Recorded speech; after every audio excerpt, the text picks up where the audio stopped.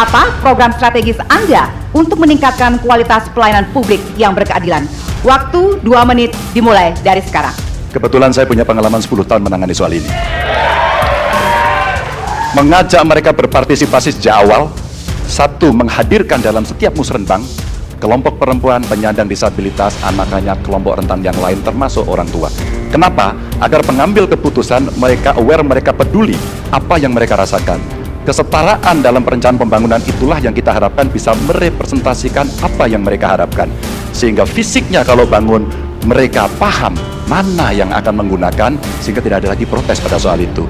Kedua, dari sisi aparaturnya, mesti ada kontrol publik.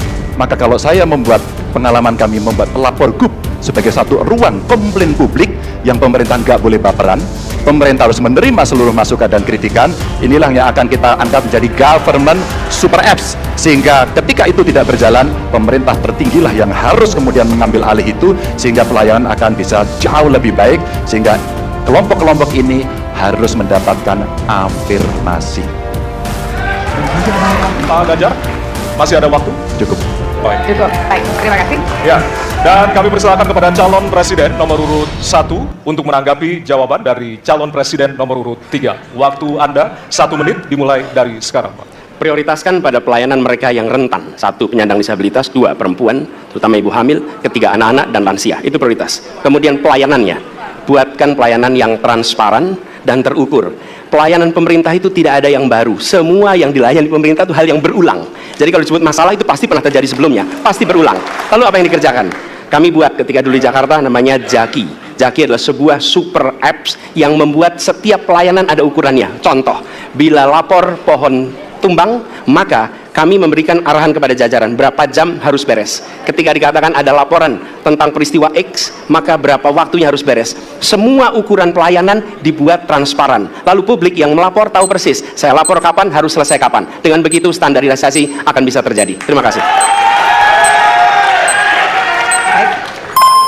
Terima kasih atas tanggapannya. Silahkan kepada calon presiden nomor urut 2 untuk menanggapi jawaban calon presiden nomor urut 3. Waktunya 1 menit dari sekarang.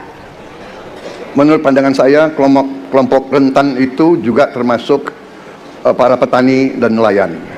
Dan yang saya dapat setelah saya keliling, khususnya di Jawa Tengah, Pak Ganjar, petani-petani di situ sangat sulit dapat pupuk.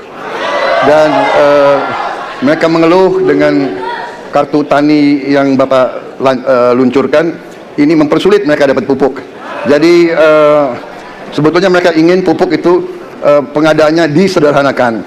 Saya kira mungkin Bapak bisa menjawab masalah itu. Terima kasih. Waktu Pak Prabowo? Cukup. Cukup? Nggak usah lama-lama. Baik. Baik, terima kasih. Dan selanjutnya kami persilakan kepada calon presiden nomor urut 3 untuk merespon tanggapan dari kedua calon presiden lainnya. Waktu Bapak 1 menit dimulai dari sekarang. Terima kasih. Jadi menggunakan teknologi yang disampaikan Mas Anies sudah betul. Rupanya kita sama pada soal itu. Tapi untuk Pak Prabowo saya harus mengingatkan, Pak, pupuk langka terjadi di Papua, Pak. Pupuk langka terjadi di Sumatera Utara, Pak. Pupuk langka terjadi di NTT, NTB, Kalimantan Timur, termasuk bensin. Mungkin Bapak sedikit agak lupa untuk saya bisa mengingatkan, karena Bapak pernah menjadi ketua HKTI. Pak, data petani kita tidak pernah beres.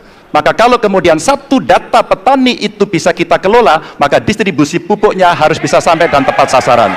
Pada saat yang sama, kuota pupuk tidak boleh dibatasi. Maka ini yang saya telepon langsung kepada Pak Wapres saat itu. Pak Wapres, please, kasih tambahan. Kalau tidak cukup. Dan ini terjadi di seluruh Indonesia. Maka inilah mesti kita kerjakan nanti.